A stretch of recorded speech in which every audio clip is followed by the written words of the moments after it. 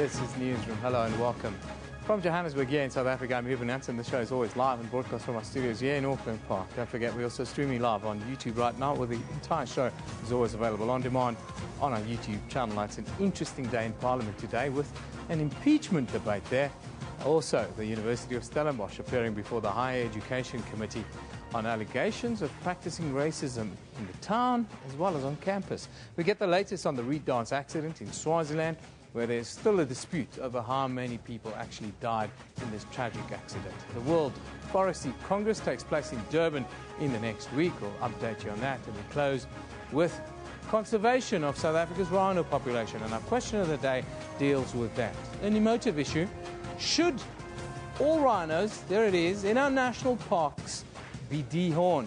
Yes, we're getting to a time and a place where it is very difficult if you look at the numbers of how many of these animals are actually poached. The graph just keeps going up and up and up. At SABC Newsroom is where you can interact with us. We'll also talk about that a little bit later in the show. But first, let's get the day's news from Anita Mal.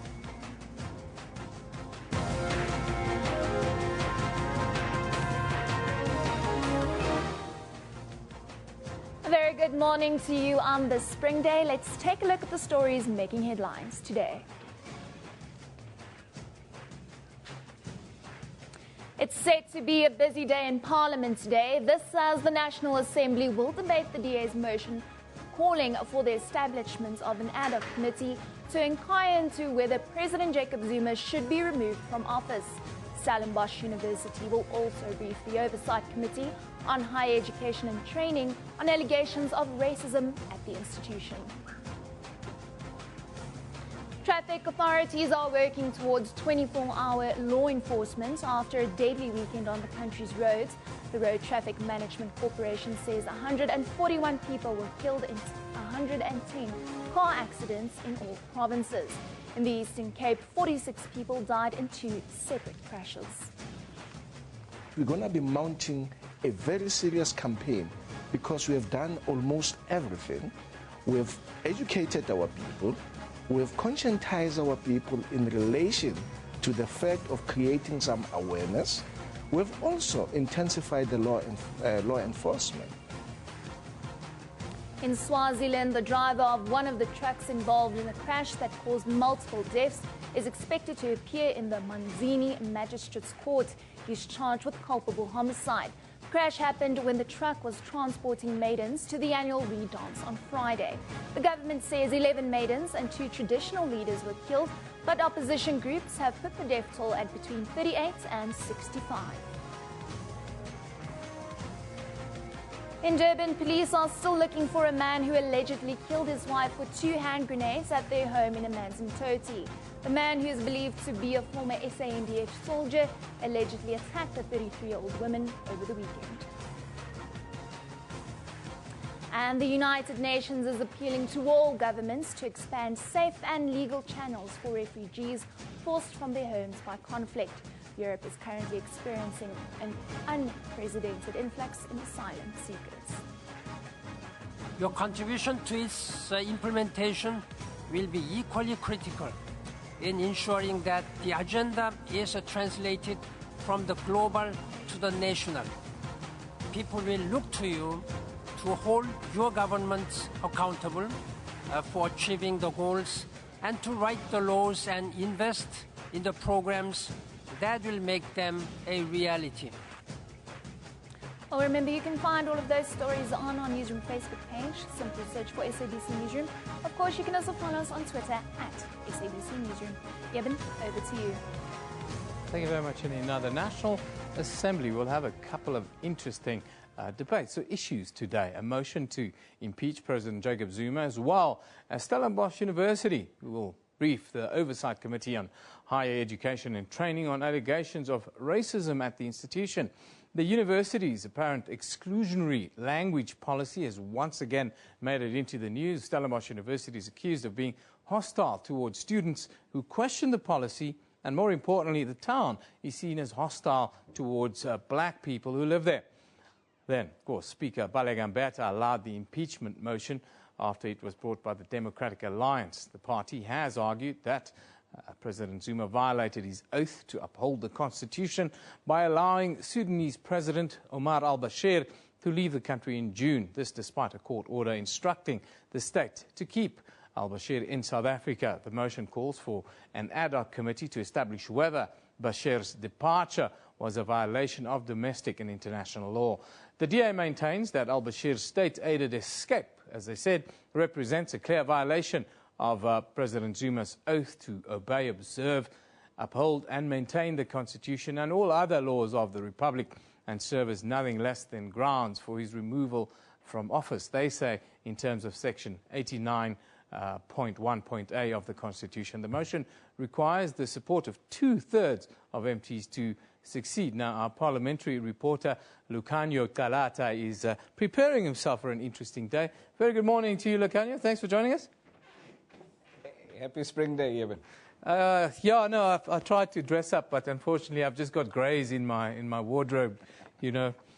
Let's keep it real here in Parliament. Interesting day. Let's start with the impeachment debate with the President. How do you read this? Is it real or is it a publicity-seeking stunt? Well, Eben, think about it. The Democratic Alliance, I think, ever since about 2012, have always wanted to get to a position where they remove President Jacob Zuma from office. Remember, before Mmusi Maimane was leader of the Democratic Alliance in Parliament, we had Ulindi Mazibuko. She even went to court, but at the time they had gone to court on a motion for a vote of no confidence, and that's a Section 102 of the Constitution. For the first time now, the Democratic Alliance is in a position where they've gone to the Speaker and they've tabled this motion for a Section 89, which is basically an impeachment. Well, the Constitution doesn't use the word impeach. It talks about the removal of the president from office. But in essence, it is an impeachment. So the Democratic Alliance feels that they are one step closer to achieving their goal of removing President Jacob Zuma from office through this Section 89. The problem with that, however, Eben, is that the ANC continues to hold the majority within the National Assembly. So while the debate can take place and the Democratic Alliance is free then to call for the debate, at the end of it, it does require there to be a vote. Now, the ANC holds over 61% of the seats within the National Assembly. So the DA's motion, you know, I'm loath to call it a publicity stunt because it is their right to do so as a political party represented in the National Assembly, in Parliament. But the chances of its success are very slim. You know, they would require parties like the EFF, for instance, to vote with them. Parties like the IFP, the NFP, all of them to add to the numbers to give them the sufficient numbers to have this ad hoc committee set up, and then possibly then get to a point where they have to vote the president out of the office. So the chances of success are very slim, as I've said, Eben. Within that context, though, what are the DA saying? Why are they pursuing this matter? Aren't there other things that are more important for South Africans according to them, or don't they have other work to do that are more important and carry more weight than this, or more likelihood of success for that matter? Well, I mean, we spoke to the Chief Whip, John Steenhuisen, yesterday, and he was of the opinion, Eben, that the president has, you know, allegedly violated, you know, the South African Constitution. He has violated a direct court order to the government when the government at least allowed President al-Bashir to leave the Republic. So they're then saying that there's prima facie evidence there that the president did in fact violate a law of the Republic or you know, the Constitution. And because of that, it then gives them the grounds that they need to come to the National Assembly and to table this motion for a Section 89 and to have the president essentially impeached or removed from his office. And it's their right to do so. You know, this is the one thing about a democracy.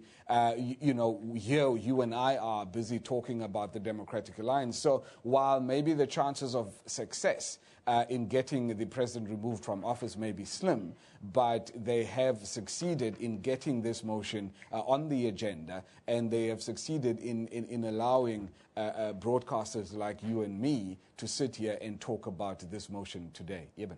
Well, I'm not happy to talk about it, to just make it clear to you and to the wider world. The thing I'd be much happier to talk about, Lucanio, is what's happening at Stellenbosch University. We've seen the documentary in the last couple of weeks, Leicester, Listen. It's gone down like a lead balloon at the university.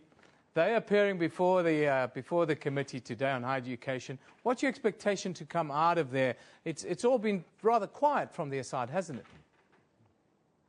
Eben, last week we spoke to the chairperson of the portfolio committee, Mamu Ivan Posa, and she basically said that it's important for them as the committee to get to an opportunity to speak to the management of the university, because they need to find out exactly what it is that is going on in that institution.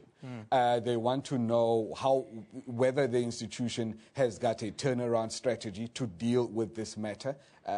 They want to know, for instance, whether the institution has got a plan on how to deal with transformation, how far it is in implementing that plan to make sure that black students, when they get to that university, feel welcome, feel South African, and that the university plays its role in grooming the next generation of leaders within South Africa. So what we do expect, we expect the committee to be quite robust, if I can call it that, against the management. We do expect the Vice-Chancellor of the university to be here today, and he will obviously lead a quite senior delegation from the university. But we do expect quite a robust discussion to be led by the committee on this matter. Eben. The university has been quite quiet about, in the run-up to this, even after the documentary emerged. Have we heard anything from them? Eben, I think quite smartly the university has kept a very low profile, kept all its cards basically very close to its chest, and for good reason. So they haven't really spoken out. They haven't really been speaking to the media or anything. I remember a report that was compiled by a colleague of ours at the time when this video really broke. The university, their message at the time was that they want to wait to come to Parliament so that the first time that they actually speak out would be to the committee, portfolio committee on higher education. So we do expect to hear quite a lot of things coming from the university today, because it is really the first opportunity that they will have to actually speak out and to say, look, if they are sorry, to say sorry about the incidents that have happened, and then hopefully we'll hear from them how they plan to address it going forward. Eben.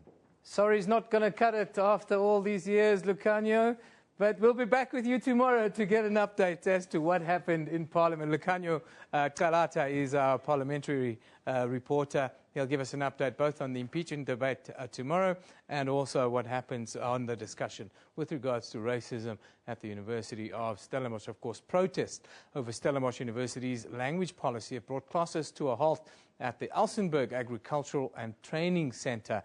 The protest comes after the release of the video Leicester last week, which talks about racism at the university, and that falls under the Provincial Agriculture Department. The students argue that while the language policy is 50-50 on English and Afrikaans, the institution focuses mainly on Afrikaans, setting up the majority of black students for failure.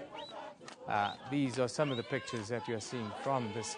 Let's take some of the comments now. Let's take some of the comments with regards to Leicester, the language policy at Stellenbosch. Gambu says, if Stellenbosch University is such a stronghold of Afrikanerdom, how has Trina made it to the chairmanship of the student body? Talks about Leicester, legitimate question, and lots of those will come out. Abuyile Mayikiso says, my heart just aches every time I watch the Leicester documentary from Stellenbosch. Yes, it is heart-wrenching. It is heart-wrenching because you can see the desperation in those that do the talking. Watching Leicester, wow, Stellenbosch University and the town in general are still living in apartheid, and that is not okay. It's amazing how these Stellenbosch students think, well, it's not my problem, so it's not a problem. It's everybody's problem. That it is. Stellenbosch University Rector. Stellenbosch is not an Afrikaans university, he says. That one from Mombasa. Well, it pretty much seems as it's painted we're a university where Afrikaans privilege reigns. The sad thing for me personally, I grew up in Stellenbosch. I know what these students are talking about. I had a very difficult upbringing in that town, and it looks and it seems as if nothing has changed more than 20 years later. Now, today's picture of the day comes from Zenaida Machado, and it's captioned, "More pictures of Hurricane Fred as it hits Cape Verde, the Cape Verde Islands." Yes, Fred is causing absolute havoc here off the African coast. That's our picture of the day. As you can see, it's a jetty there, boats washed out of the ocean, totally. Now let's take a look at the front pages from around the globe. We start in the United States. The USA Today reports that one Ukrainian National Guard member was killed by a grenade and 100 people were injured yesterday as nationalists protested a parliamentary vote to grant autonomy to areas held by Russian-backed separatists. Then we move to the United Kingdom, where the Daily Telegraph says the German Chancellor said for the first time that the Schengen zone, which allows passport-free travel across mainland Europe, cannot continue in its current form unless other EU countries accept their share of migrants. And it's not migrants, these people are refugees. Finally, in China, the South China Morning Post reports Chinese chemical factory blast kills one person 3 weeks after the deadly Tianjin explosions where more than 100 died. Very sad indeed. Take a look now at what's happening around the courts here in our country. We start in Johannesburg, where 10 police officers charged with the murder and torture of a man they were questioning for theft are expected to apply for bail at the Tembisa Magistrates Court. The case relates to the death of Kutazile Mbendu in December of last year. Then, in Pretoria, the capital, the Agency for New Agenda Party is expected to be approaching the North Gauteng High Court to try and stop the Springboks from competing at the Rugby World Cup. The defendants will be the Department of Sports and the South African Rugby Union. Then in Cape Town, attorney Anthony Peter Reynolds is expected to appear on fraud and theft charges for allegedly stealing millions of rands from a trust fund. Time for us to take a break. You're watching Newsroom right here on SABC News.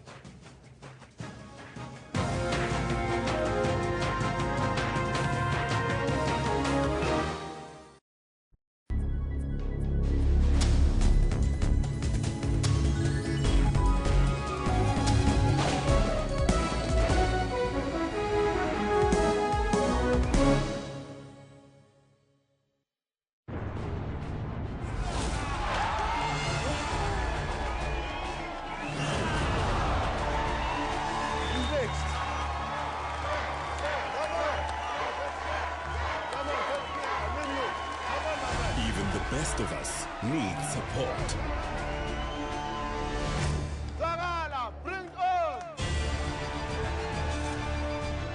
For more than 10 years, we at SEDA have been giving non-financial support to and developing SMMEs as well as cooperatives, helping them to create jobs. SEDA, together advancing small enterprise development.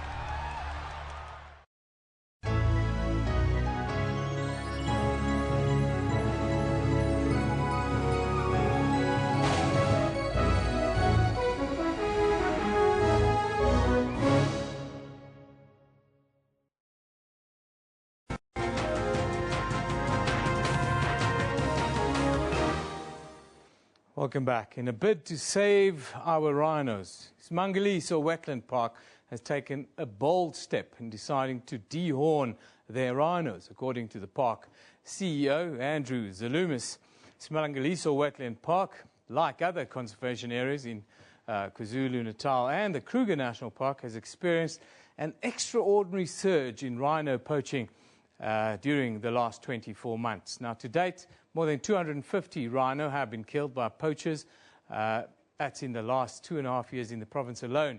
The dehorning of black and white rhino in the Western Shores section of Ismangaliso was completed last week. Now, that's our question of the day. We ask you, should all rhinos in our national parks be dehorned? That is the question of the day that we want you to send us your contribution on. Now, from our studios in Durban, we are joined by Ismangaliso Wetland Park CEO Andrew Zalumi. So very good morning to you, sir. Thank you for joining us. Hello, good morning. An interesting and controversial process that you've embarked on, some say. What is your reaction to this, and tell us a little bit about the process? I think importantly, you can't dehorn rhinos where you have large populations. In the case of the Western Shores of Ismangaliso, we have an isolated population.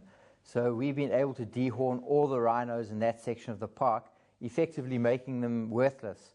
So for smaller rhino populations in confined areas, it certainly is a management tool. We're probably the first national park to do it in South Africa, and it's going to be interesting over the next few years to see how it works. Certainly evidence from Namibia and from Zambia show it is effective in private sector parks, both in KwaZulu-Natal and in Mpumalanga. It's a 20-second process. Effectively, it's like cutting your fingernail. The rhino's darted, they're vets on duty, it's shaved off, and then it's released. The importance of being able to do all the rhino in a population is then it's equal playing field. So you don't have one rhino with a horn and other rhinos then that have the advantage of having a horn. For us, what's important is we'd rather have live rhinos than dead rhinos, and we continually are improving rhino anti-poaching measures and other strategies. So, for example, this month we're starting with a walk across Ismangaliso, which is 8% of South Africa's coastline. It goes to 75 schools around the park. It's about 11,500 children, and it's all part of creating awareness and ownership. My rhino, our future. So one strategy on its own doesn't work. It really is a package of strategies, and each conservation area will have a different blend of those strategies to be most effective. Now, Andrew, the critics, they argue that dehorning rhinos may have some effect on animal behavior, especially reproductive success. As you know, the blacker the mane or the bigger the horn, the more successful you are out in nature. What's your response to this? You know, when you can't do the whole population, you might have males that are able to be more dominant because they still have a horn. And that's why in the case of Ismangaliso with the Western Shores, every single rhino on the Western Shores has been dehorned. And in that situation, there's no science that is showing that there is a behavioral problem. And it's certainly, for us, an important tool. Why? We've seen a dramatic surge in rhino poaching. Have you guys got any numbers, or have you any idea why we're seeing this spike in poaching? And despite all the efforts, why is it that the numbers are not coming down? I think firstly, let's look at the change in the poaching. 4 or 5 years ago, in a section of the park in Ismangaliso, you might have one poaching gang trying to get in and do the dirty deed, so to speak. At the moment, we have simultaneously 3, 4, 5 gangs trying to come into the park. And I think it's really about the money. You know, there's a huge amount of money involved, and the syndicates are there, the word's out, and it's a livelihood for many people. And that's why really getting community cooperation, working with conservation-minded community neighbours is a vital part of this battle, because at the end of the day, they very often have the information that leads to the many, many successes we've had in rhino poaching, and we've had some very significant busts in the last 12 months, and they go far up, far up the food chain, so to speak. And that's why things like My Rhino, Our Future walk around the park, benefits for communities around jobs, coming in to see their cultural lands, and really making everybody aware of the issue and that everybody's able to help put a stop to this. Maybe a little bit unfairly, if you look at the Mexican border in America, the Americans with the most policed border in the world cannot stop drugs and cannot stop illegal immigrants coming across that border. And when you take parks with many, many kilometers of fences, many, many kilometers of empty land, people outside the park really are an asset. They're an asset that can actually help in winning this battle. Just quickly in conclusion, tell us about the dehorning process. I saw a little baby rhino there. The horn was taken off, but it looks like it's growing back. Does it grow back like fingernails?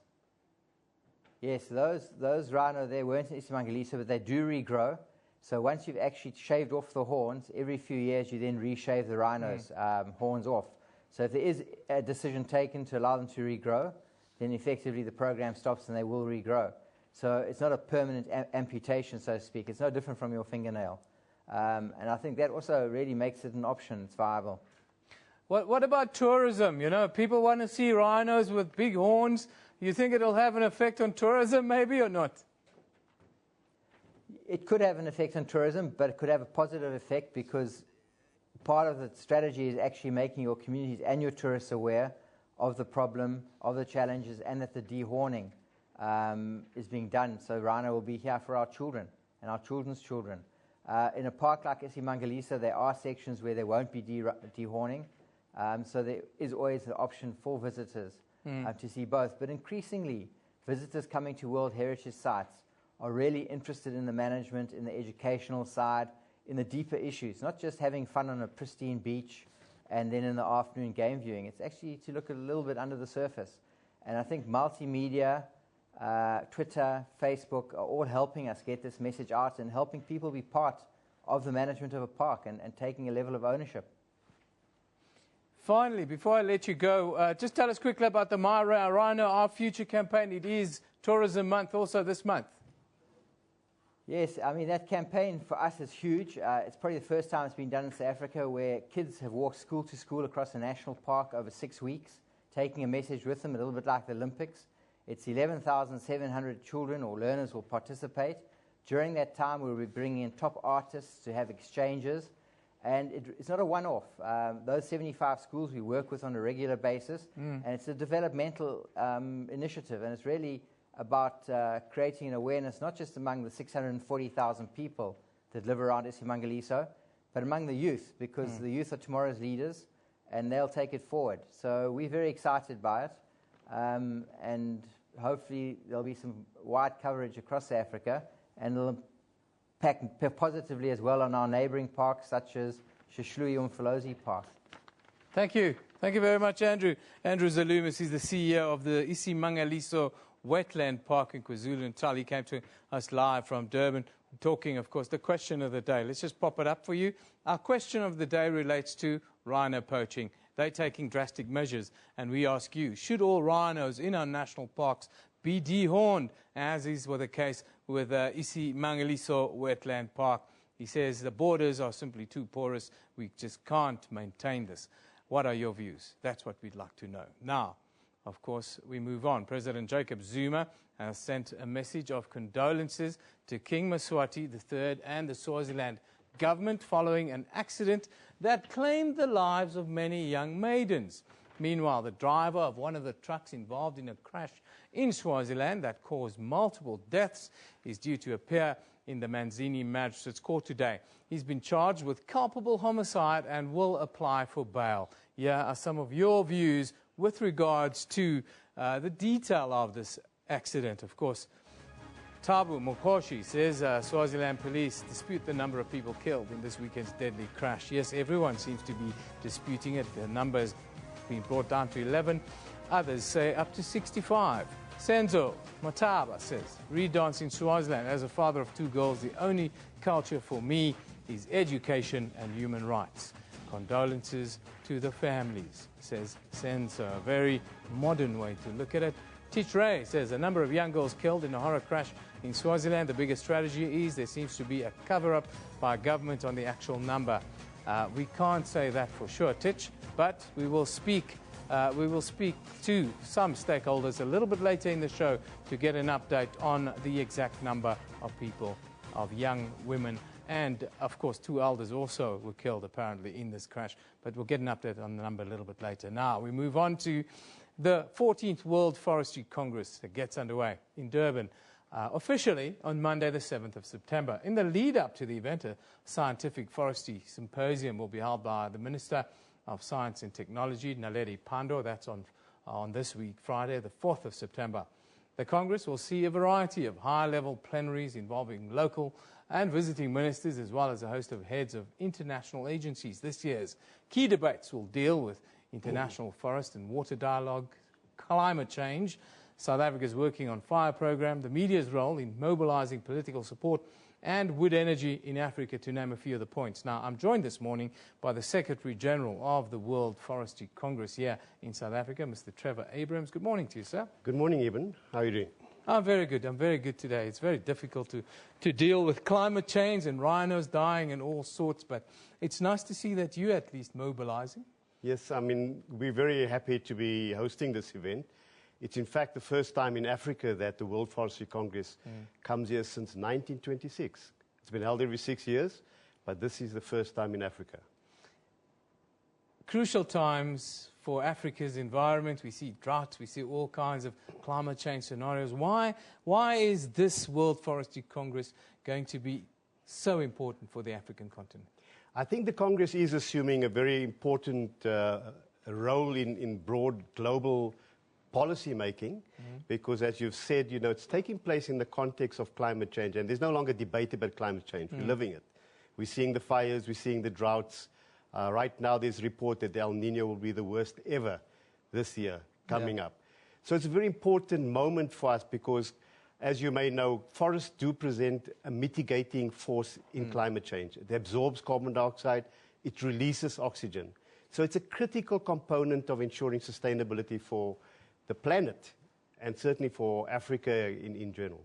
Is there a difference between natural forest and man-made forests in that context? There's a very big difference in terms of the natural forest and obviously plantation forests. And each have a particular role. You know, I think, you know, one of the issues that you mentioned that also has to come into play is the issue of water.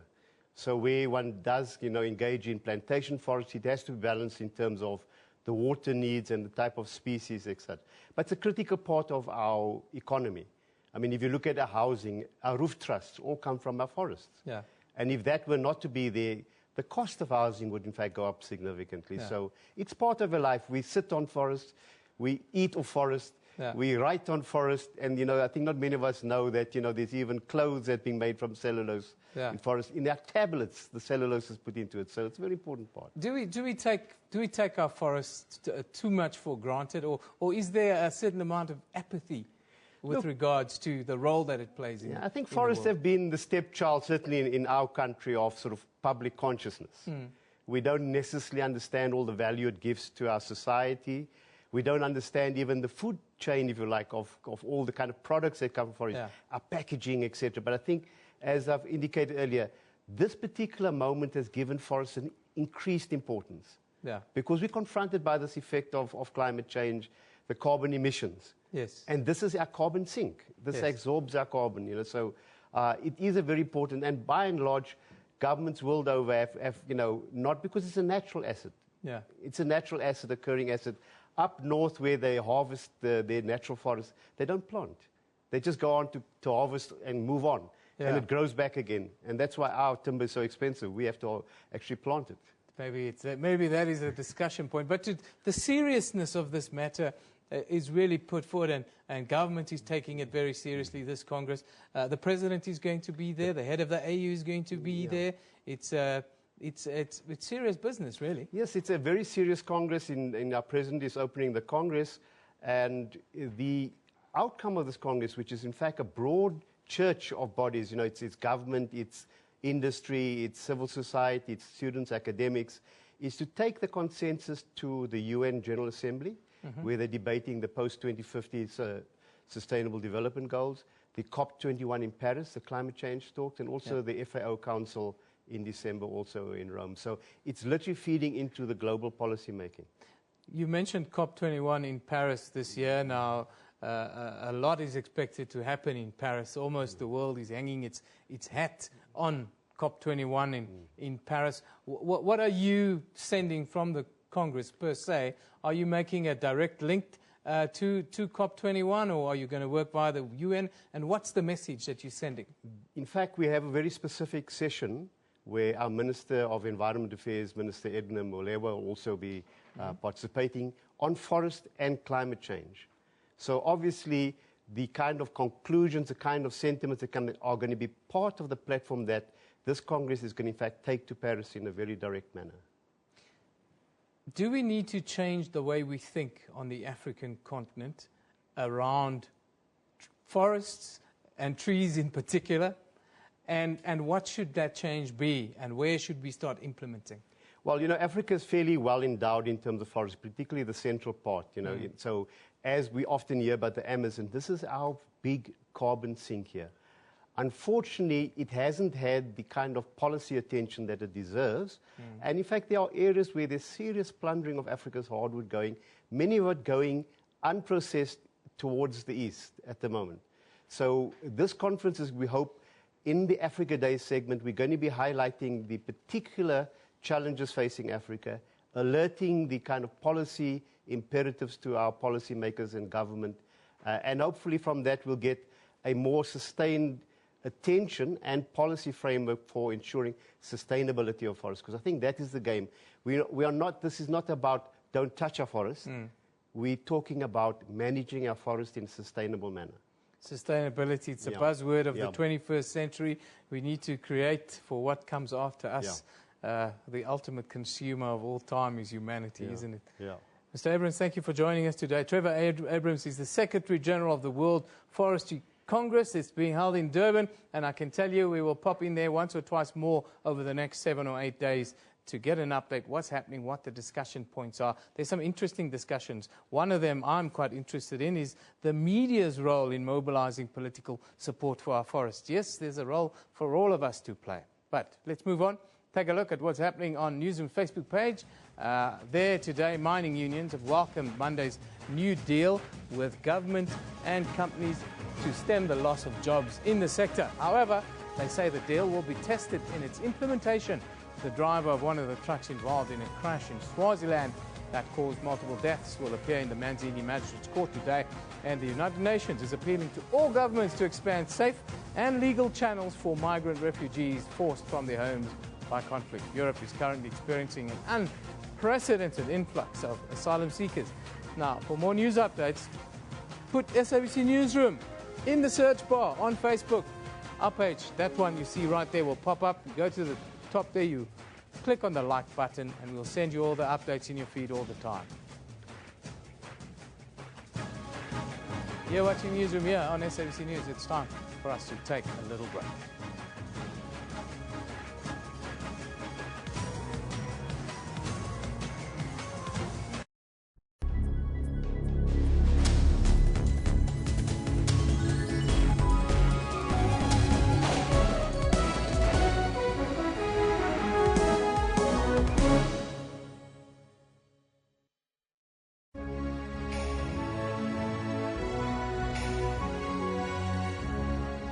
Mandela, keeping a watch over a myriad of statues, from generals and presidents to literary figures and humanitarianists. More recently, those who fought for freedom. So there's no need to destroy. If at the end of the day, the statue has to be removed from where it is, it would be removed. President Jacob Zuma and his counterparts will witness the signing of a number of bilateral trade and investment agreements. Campaigns to eradicate racial discrimination and hostility succeeded. The nation now rallies behind President Paul Kagame. Catch all news locally and internationally. Tune into SABC, your #1 news channel, News at 8 from Monday to Sunday.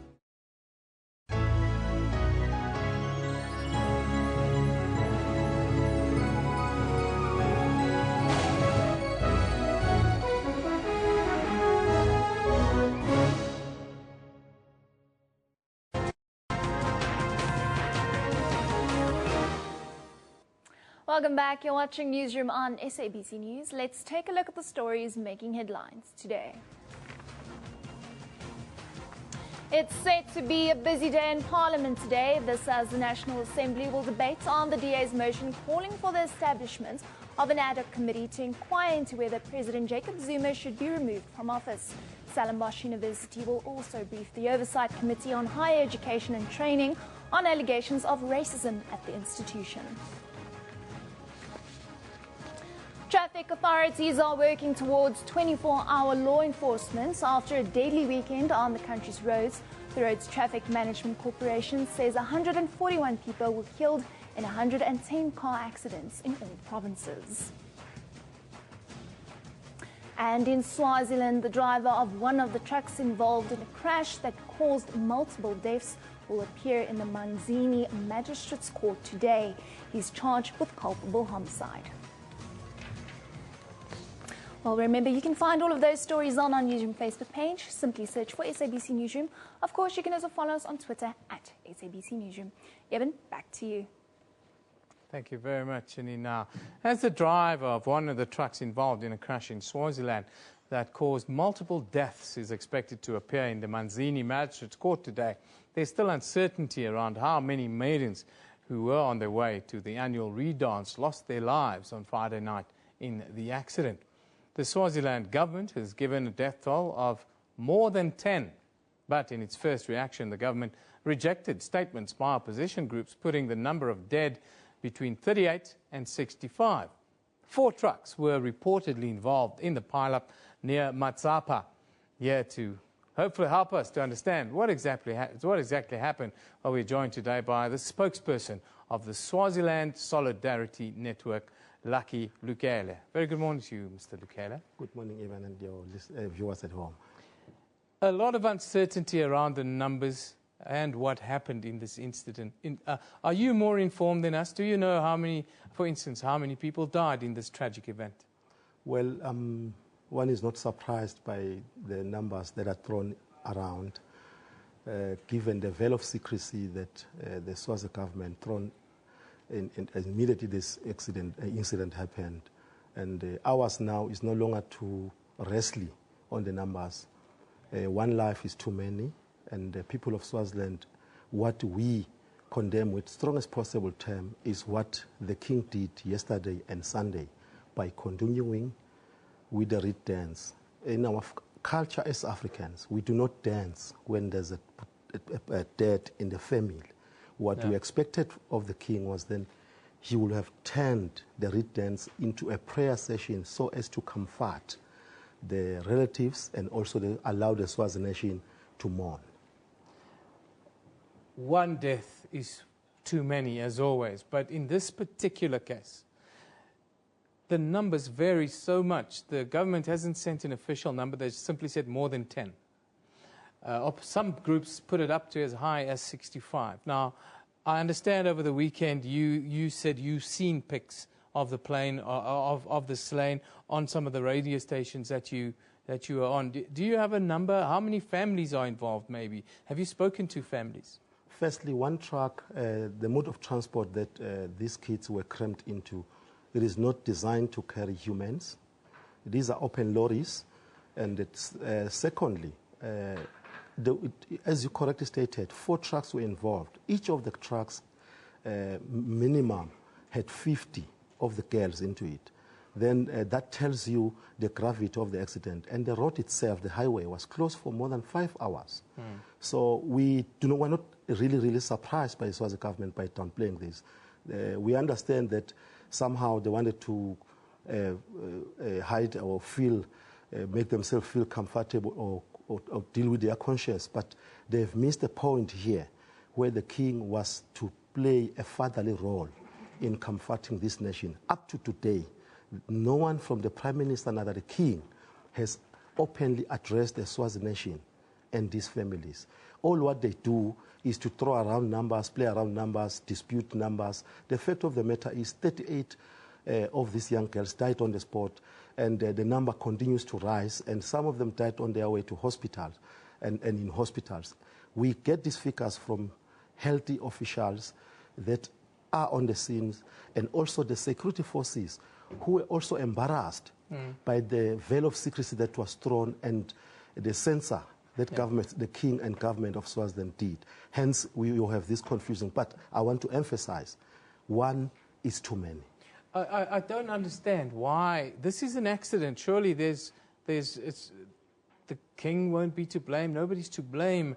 Why do you think what's the reason you would think would would be the reason for suppressing the number then by the Swazi government in this instance? Well, how I wish I was in the king's mind to understand that the rationale behind this hiding of information, and also to allow the riddance to continue. This is the worst barbaric thing I've ever witnessed in the history of humanity.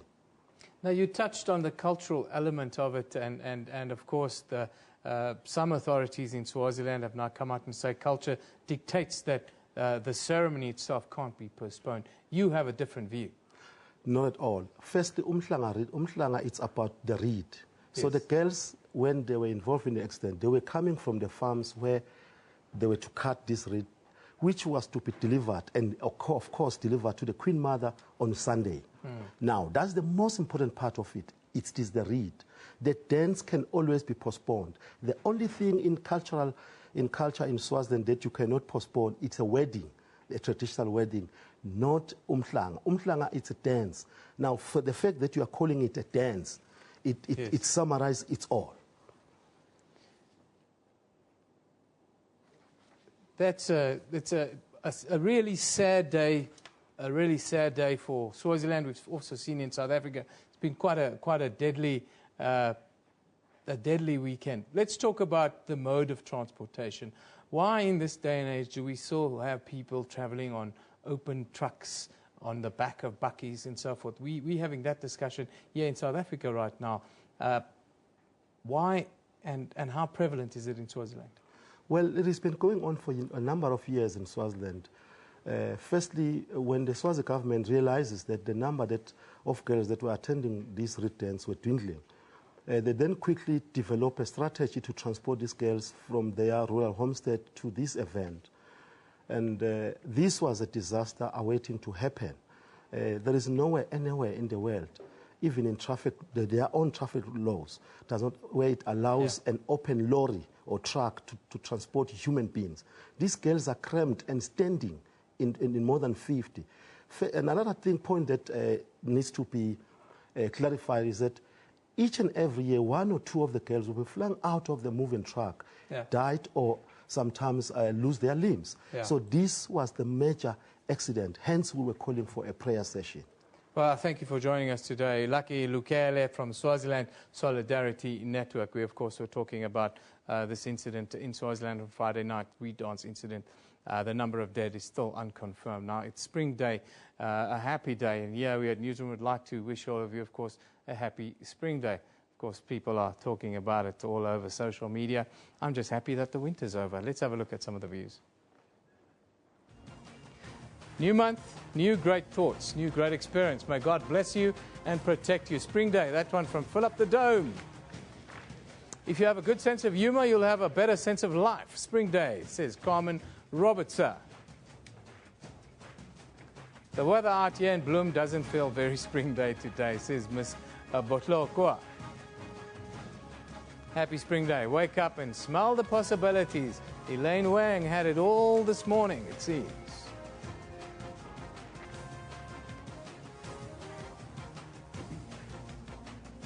Now, a brand new festival experience is set to hit Johannesburg this weekend. For the first time on the African continent, Life in Colour brings the Big Bang, the Creation of Colour World Tour, the world's largest paint party, and it promises to offer one of the most energetic and unique experience for partygoers. Now, from paint cannons to circus-style performances and a music lineup with the best in the industry, South Africa's nightlife just got a whole lot more exciting and colourful. Now, joining us in studio is Spice Productions Marketing Director, Danny Figueiredo. Is that right, Danny? Yes, sir, that's correct. Fantastic, thank you. First for Africa, tell us about this concept. I just love the fact that it's so colourful.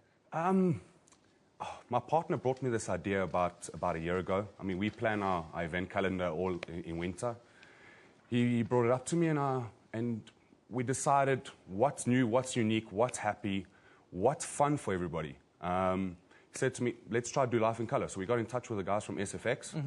They do the likes of Tomorrowland, Sensation, Mysteryland. Yeah. And yeah, I mean, this has been now a project going on for about a year now. And I mean, we're 4 days away.